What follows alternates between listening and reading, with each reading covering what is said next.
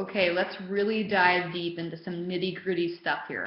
I want to talk to you, and I want to take my time talking to you about the power hour, about what it is you can do in those consistent daily efforts to really make your time worthwhile. You've made a decision by now that you want to focus on this business and you want to work this business, or else you wouldn't be at this point in our video training if you decided otherwise.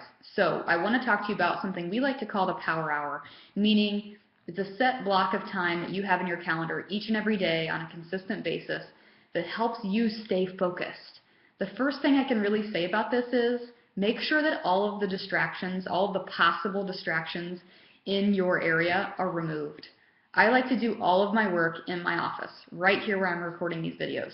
I can close the doors, it's nice and private, I can turn my phone off, and nobody can bother me in here, except maybe the dog. But for the most part, nobody can bother me, okay? So make sure you have no distractions. That means close out your Facebook browser, close out your Twitter browser, close out all that social media, all those dings and blings, and really get to work on the things that are really truly going to move your business forward. So let's talk about that power hour. First of all, it doesn't have to be an hour. Some of you have more time in the day to commit to it. You might have 2 or 6 or 8 hours a day to work on this business. Some of you definitely don't even have an hour. You have 20 minutes. So, a lot of times coaches will ask me, well, I only have 20 minutes a day to work this business. Like, what are the things I should be doing? And I tell them the same things. The 3 vital behaviors really shouldn't be part of your to-do list. The 3 vital behaviors are part of your lifestyle. So, when you write down your to-do list for the day, you most likely don't write down that you're going to eat or that you're going to sleep or you're going to go to the bathroom. Like, those are just parts of your lifestyle. The same thing applies with the 3 vital behaviors. You should be drinking your shake and getting your workout in and doing those things automatically. So let's talk about what you can do in the additional 20 minutes that you set aside, or the additional hour or 2 hours, that are really going to help you progress, okay? So this was something that was recommended to me by somebody who was a network marketing multimillionaire. This was the way that she treated her business, and I think it's something that we should all try and strive to do. So she calls it R.S.V.P, as in RSVP to the wedding, R.S.V.P, and it stands for recruiting, sales, very important people, and performers. Okay, so write that down. R.S.V.P. Recruiting, sales, very new people, and performers. Okay, so let's talk about each of those categories. These are the 4 focus areas that she would spend her time in each and every day with equal amounts of time. So I'll get to that in a second. But recruiting, what does that mean? That means, it kind of ties into the vital behavior of inviting.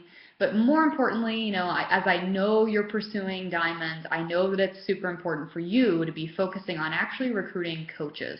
So when we talk about invite as part of our vital behaviors, we're talking about kind of just generally inviting people to the business, but mostly inviting them to a challenge group.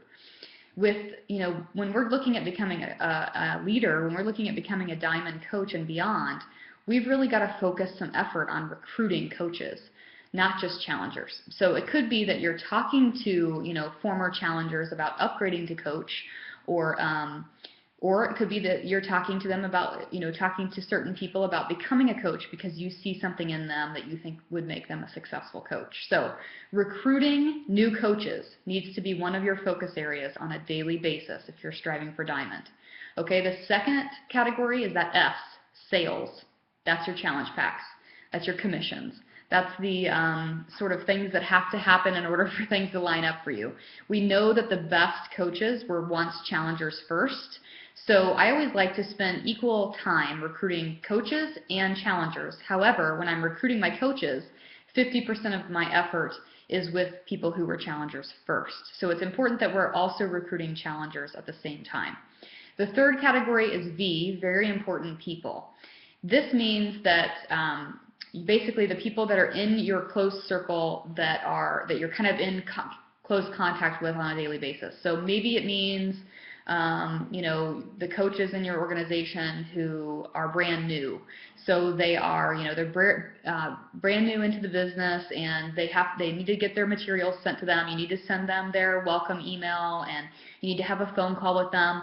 that part of your day that's your V part of your power hour, should be something that you do on a consistent daily basis. So you're not only recruiting new coaches and new challengers, you can't just recruit them into the business and then hope that they figure it out on their own. You can't just give them floaties and hope they float.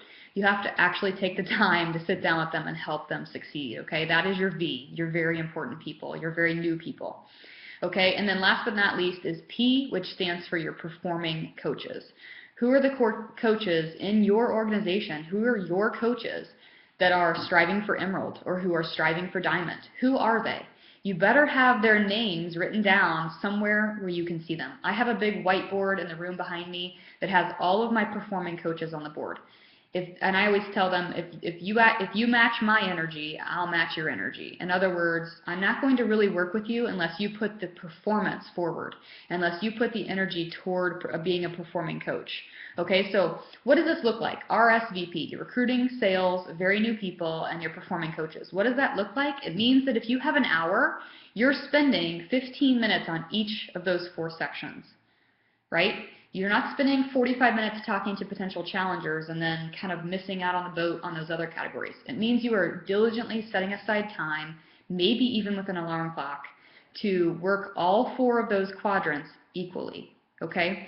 R.S.V.P should look like a wheel. If you were to draw it out the way that this particular person shared it with me, she said it's a wheel. And if you have one, category, if you don't work with your new people, your business isn't going to be very strong. If you're not recruiting new coaches, your business isn't going to be very strong. If you're not working with your performers, and likewise, you've got to be kind of holding down the fort with all 4 of those categories. And so what better activities to plug into your power hour than R.S.V.P. So carry this with you, start to use it, write it down, make sure you have a list of your new coaches as well as a list of your performing coaches that you can just keep a running tally of at all times. For quick reference, that way you know that you're spending adequate time with those people. This business is about people. It's about helping people succeed. You should know who those people are.